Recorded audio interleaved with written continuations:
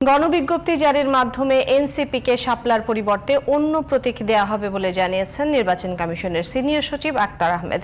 সোমবার দুপুরে নির্বাচন কমিশন ভবনে সাংবাদিকদের তিনি এসব কথা বলেন। এসি সচিব জানান, ত্রয়োদশ নির্বাচনকে ঘিরে ৩০০টি আসনে ৪২,৭৬১টি ভোট কেন্দ্রের তালিকা চূড়ান্ত করেছে কমিশন। আরও জানাচ্ছেন শাহরিয়ার বাঁধন।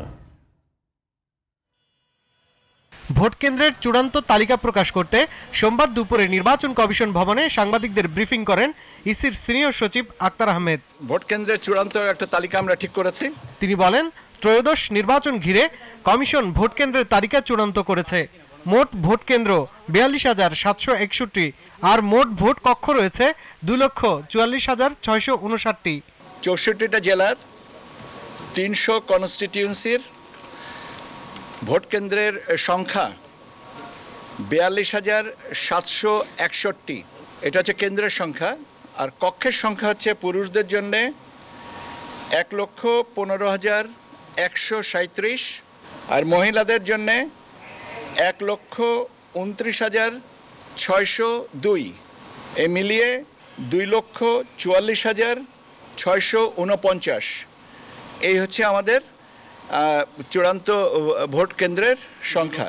সাংবাদিকদের এক প্রশ্নের জবাবে এনসিপির শাপলা প্রতীকের বিষয়ে তিনি বলেন, আইনগতভাবে তফসিলে না থাকায় এনসিপিকে শাপলা দেয়া হচ্ছে না। আমাদের তফসিলে নাই, অতএব আইনগতভাবে তফসিলে না থাকার কারণে দেওয়া হয়নি। এখন এটাই হচ্ছে আমরা আগাগোড়াই বলে আসছি।